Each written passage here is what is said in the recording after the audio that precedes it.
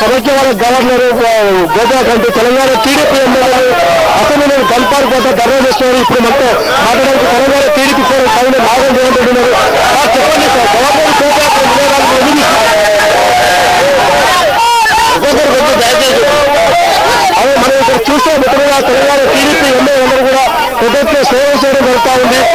చెప్పండి, గవర్నర్ గోదావరి కంటే వినియోగం జరిగింది. గవర్నర్ ప్రసంగానికి హాజరై అక్కడ నిజం తెలియచ్చు కదా. ఆయన గవర్నర్ సమైక్యవాదానికి అనుకూలంగా తెలంగాణను వ్యతిరేకిస్తున్నటువంటి వ్యక్తిగా తెలుగుదేశం తెలంగాణ ఫోరం ఆయన వ్యతిరేకిస్తా ఉంది. ఆయన ప్రసంగాన్ని కూడా మేము అడ్డుకోవడానికి సిద్ధంగా ఉన్నామని చెప్పి అడ్డుకోవాలని చెప్పి మీరు చూపించడం జరిగింది. గవర్నర్ ప్రసంగానికి సభలోకి హాజరయ్యి నిరసన తెలపచ్చు కదా. నిరసన తెలియజేద్దాం, నిరసన అది కూడా భాగమే, మా స్ట్రాటజీ మా భాగమే. మనం ఎమ్మెల్యే గవర్నర్ గవర్నర్ ప్రసంగాన్ని అడ్డుకోవడం ఉద్దేశం. గవర్నర్ గారు తెలంగాణ ఉద్యోగి, అందుకే ఈరోజు ఆయన ప్రసంగాన్ని వ్యతిరేకిస్తున్నాం. ఇది తెలంగాణ టీడీపీ ఎమ్మెల్యేలు మొత్తం పెద్ద ఎత్తున ఇక్కడ అసెంబ్లీ కట్టారు పోతా ఆందోళన చేస్తా ఉన్నారు. అదేవిధంగా తర్వాత వైపు టీఆర్ఎస్ ఎమ్మెల్యే కేటీఆర్ ఆధ్వర్యంలో టీఆర్ఎస్ శ్రేణులు అసెంబ్లీ కట్టారు పోతా ధర్నా చేస్తా ఉన్నారు. ఇది మొత్తం ఈరోజు తెలుగు అసెంబ్లీ సమావేశం తొలి రోజులోనే గవర్నర్ ప్రసంగానికి అనేక ఆటంకాలు కలిగే ప్రమాదం ఉంది. వైపు తెలంగాణ కాంగ్రెస్ ఎమ్మెల్యేలు ఢిల్లీలో కూర్చొని గవర్నర్ ప్రసంగానికి హాజరు కాకుండా వాళ్ళు అక్కడ ప్రొటెస్ట్ జరుగుతూ ఉంది. తెలంగాణ టీడీపీ ఎమ్మెల్యేలు ఇక్కడ అసెంబ్లీ అయితే చంద్రబాబు నాయుడు మాత్రం గవర్నర్ ప్రసంగానికి హాజరయ్యి ఓన్లీ సీఎంతో పాటు ఎమ్మెల్యేలు మాత్రం హాజరయ్యని చెప్పి తెలుస్తా ఉంది. తెలంగాణ టీడీపీ ఎమ్మెల్యేలు గవర్నర్ ప్రసంగానికి హాజరు కాకుండా కేవలం ప్రొటెస్ట్ ద్వారా గవర్నర్ గేట్ వన్ దగ్గర మంత్రులు మినిస్టర్స్ సీఎం వచ్చి గేట్ వన్ దగ్గర అడ్డుకొని వీళ్ళు ప్రొటెస్ట్ చేసే అవకాశం ఉంది. అయితే ఓవరాల్ గా ఈ రోజు అసెంబ్లీ గల్పార్ కోట ఆందోళన చూస్తుంటే ఒకవైపు టీఆర్ఎస్ మరోవైపు టీడీపీ శ్రేణులు ఆందోళన చేస్తా ఉన్నారు. కాబట్టి మనం ఒకసారి కేటీఆర్ మనతో మాట్లాడుతున్నారు వారిని చూస్తాం. ఈ కార్యక్రమానికి శ్రీకారం చుట్టాం.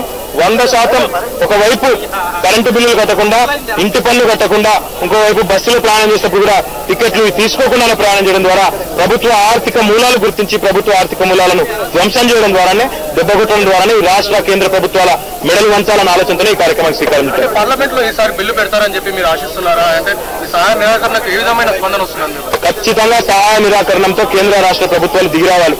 ఎందుకంటే ఇప్పటికే ఉదయం నుంచి వస్తున్న వార్తలు చూస్తూ ఉంటే నిజామాబాద్ లో కలెక్టరేట్ కే తాళం పెట్టి కలెక్టరేట్ ఉద్యోగులందరూ కూడా బయట ధర్నా చేస్తున్నట్టు సమాచారం. సింగరేణిలోని చాలా గనుల్లో కార్మికులు కూడా సహాయ నిరాకరణ కార్యక్రమానికి శ్రీకారం చుట్టారు. తెలంగాణ వ్యాప్తంగా చాలా మంది ప్రజలు, లక్షలాది మంది ప్రజలు టికెట్ తీసుకోకుండా బస్సులో ప్రయాణం చేస్తా ఉన్నారు. ఈ రకంగా అద్భుతమైన ఊపుతో సహాయ నిరాకరణ కార్యక్రమం ప్రారంభమైంది.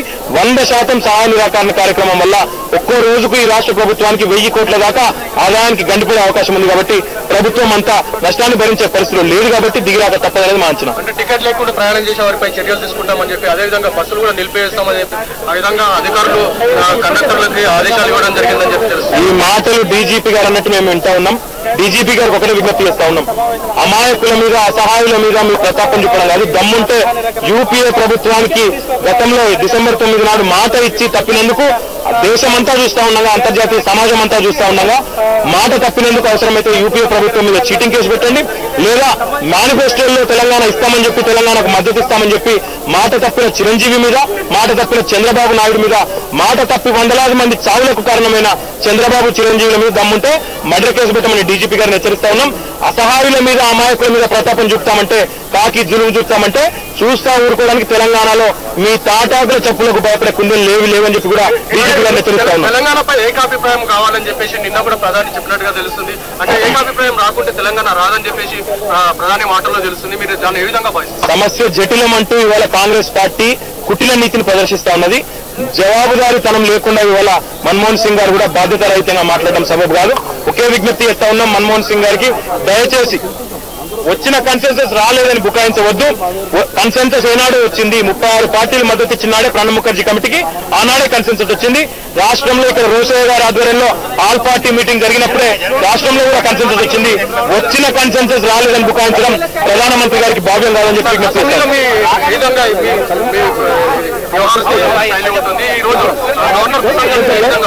తినబోతూ రుచులు అడగడం కరెక్ట్ కాదు. గవర్నర్ గారికి కూడా సహాయ నిరాకరణ సెగ తగిలే విధంగా మా వ్యవహారం ఉంటుంది. తెలంగాణ